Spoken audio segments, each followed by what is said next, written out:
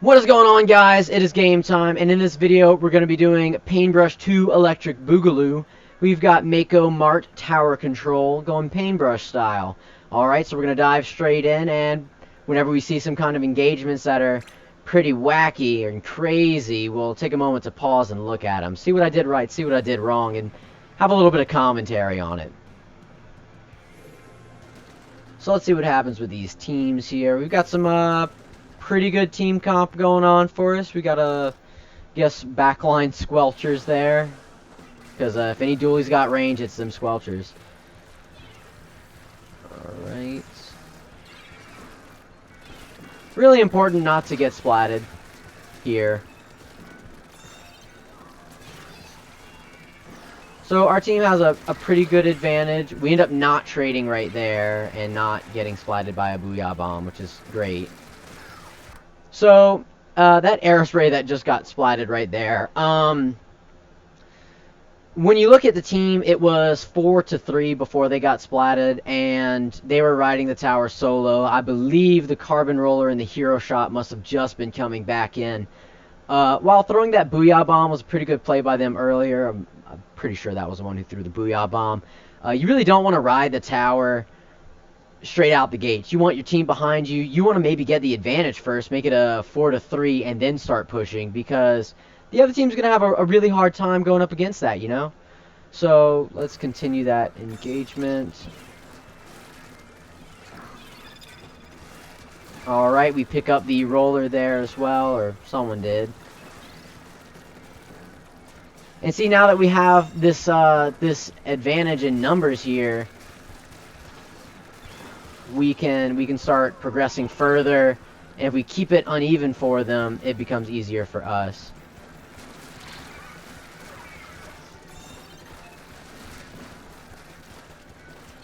So we want to retreat a little bit here because we're getting low on ink. Our teammates are going down, we're going down. Okay, we pick up the Squelcher. So that's a pretty poor placement for a wave breaker. We maybe would have wanted it down. You see at the bottom they have the block there. We might have wanted to place it behind the block.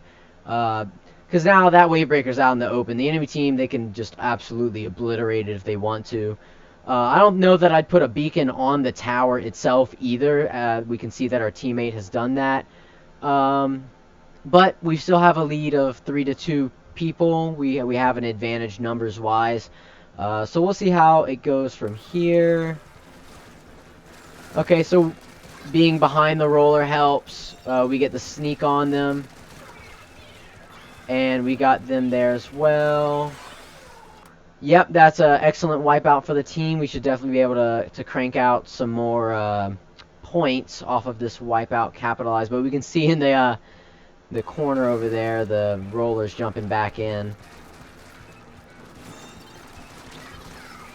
So we did pass the checkpoint. We did stay in the same spot while they had the wipeout going on, but we did get past the checkpoint, which is pretty good.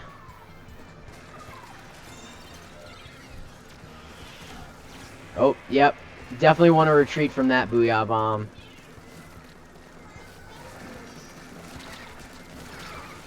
So we end up going down to the Carbon Roller there, the Squelcher we took down with us. I definitely should not have committed to that. When you see that they've got an enemy shooting at you, and if you look back for a second, they did have the Carbon Roller off on the left, and they also had, I believe, either the Hero Shot or the Aerospray up on the right, the ledge. So we were severely outnumbered in there, and we definitely should have retreated. Then maybe, possibly, we would be even on teammates. But here we go. We do have a pretty significant lead, but, you know, if that's how significant the lead is... so this seems to be a big problem that always happens no matter which Splatoon game we're in. If you're on the tower by yourself, you probably don't want to pop that Booyah Bomb, because then no one's on the tower. See, right there, that wave breaker placement. That is where I should have thrown it the other time. That is an excellent placement right there, especially for how far ahead we've already pushed. That is a good spot. But back to what I was saying about the aerospray. Not the aerospray in particular, but the Booyah Bomb. If you are the only person on the tower, you should not use a special that takes you off of the tower because you're the only one pushing it forward. Albeit, in their defense, they probably popped it out of scarcity or being scared there. They were alone. Probably what I would do in that situation, maybe not the best idea because I don't have Booyah Bomb weapons, but probably backtrack a little bit, you know, retreat a little bit, and then pop the Booyah. Wait for your teammates to come in, though. That would be what's best, I would think. Because when you wait for your teammates, you can go in together. Alright, so I'm going to do the brush things. I'm going to try and go around here. We end up trading with the aerospray, but we had a good idea. Although that hero shot got me. Sorry, not the aerospray. You know, the only two similar. And that's a good beacon placement as well. Probably a better beacon placement than a wave breaker.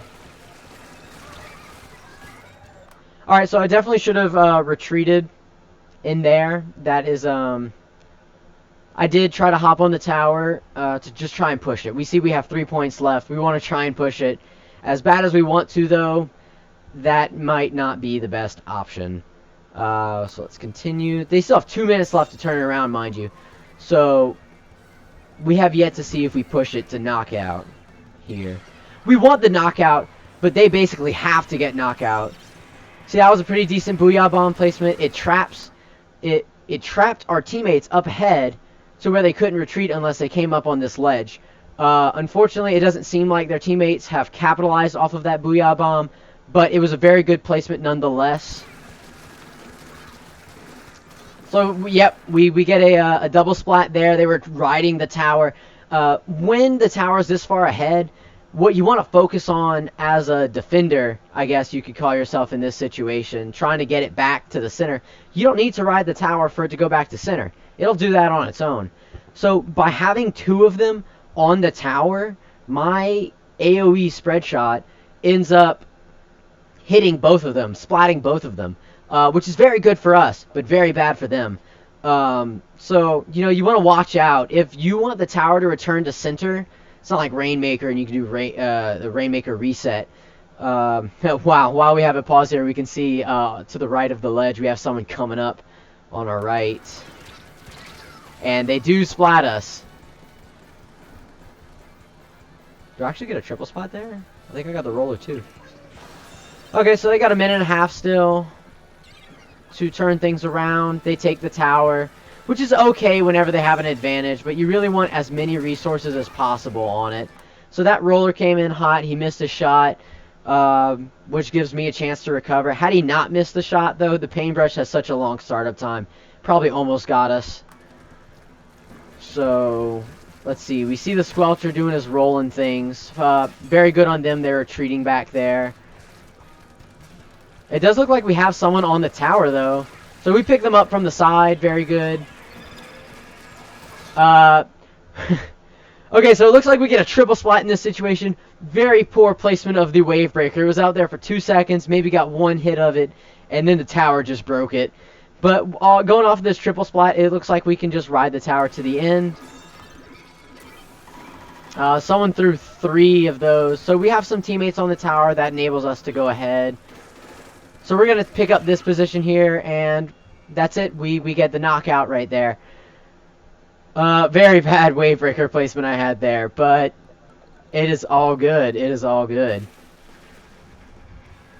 So we get the knockout victory there. Overall splatter, not too bad. Number 1 super jump spot.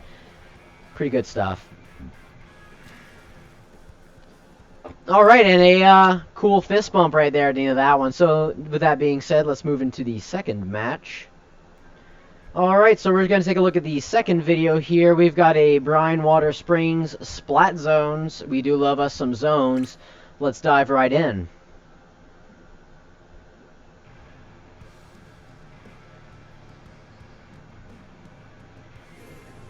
Ah, I love the OST of Splatoon 3. It's so good. Alright, so let's take a quick look at the team comps for running here, because it looks like we've got some really good structured teams here. On our team, we have me as a Painbrush, we've got a Ballpoint, Flings a Roller, and T-Tech. That looks pretty overall well-rounded. Like, we've got some good mid-ranges, we've got a really good long range right now, and we've got that good short-range skirmish with him as the T-Tech.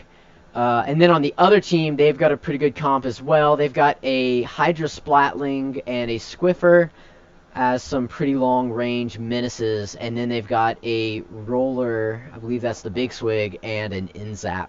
So they look like they'll be pretty good for long and close-range combat. So let's see what happens here. Generally, I, depending on the match, like to throw out my little Roomba. So we see that Squiffer. He looked like he was taking an eye on us. We do get him. And we also get the Hydra Splatling there. Taking advantage of the range of the Painbrush, we can get that Hydra even though he's up on the cliff. And you can see how far back they are, seeing where the Hydra itself is. So that was pretty good, taking care of their two backliners. It looks like the rest of our teammates took care of the Inzap, and we can see the Roller running right there. So we'll be able to get the sneak on behind him, maybe assist our teammates, maybe get the splat ourselves. Looks like they get it, but hey, look. That's a wipeout first thing. That is crazy, going straight in. Alright. So we do get spotted. We try throwing up a little bit there to maybe discourage the enemy. We can see where the Hydra is right there in the corner. And we can also see on the left the line of the Squiffer. So we know where they are. We have crazy control here. And let's actually see where this goes. You know, that is a decent placement for the Wave Maker here. But it would have probably been better a little bit more to the right behind. So that way it's not in the line of sight to the Squiffer or anyone from the left side. You know, we get spotted again here. And we can see them on the left coming around. Our teammates take care of it though, which is great. Alright, so that's pretty fortunate for us. They threw down a big bubbler, wasted their special essentially, and we ended up inside of it to get the splat. Had I been a little bit further back, they probably would have gotten the splat on me though. You know, that quick charge time with the Squiffer. And oh wow, that was a pretty good roller there. I didn't see them at all. That was a pretty good roller play there. Yeah, you know what? They had Ninja Squid. There was no way I was going to be able to see them with that. So it doesn't look quite safe enough for me to jump straight in. It looks like they've got some pink going on in there that I don't want to take part of. But we have 15 left remaining. And we come in behind. We assist with the Hydra there. Had our teammates not taken care of it, we would have gotten the splat. But hey, that's okay. So they lose their range. They can't quite reach it in time. And that's a KO right there. So throughout that match, we were able to kind of keep them back. And by taking care of their backliners, really, it didn't allow for their short-range players to really find an opening in. Because the backliners have to make a way for them to go in. It's very hard, especially with... What did we have going back? Let's see. For us in the backline, we had a ballpoint. So if you have an Inzap or a roller trying to make its way to a ballpoint, that becomes difficult, especially when you throw 3 other players in the mix. But essentially, that's it for today. That's the video. If you enjoyed the content, be sure to leave a like and subscribe. Absolutely crush that like button. Just ring it out. Put it through the ringer. Alright, till next time.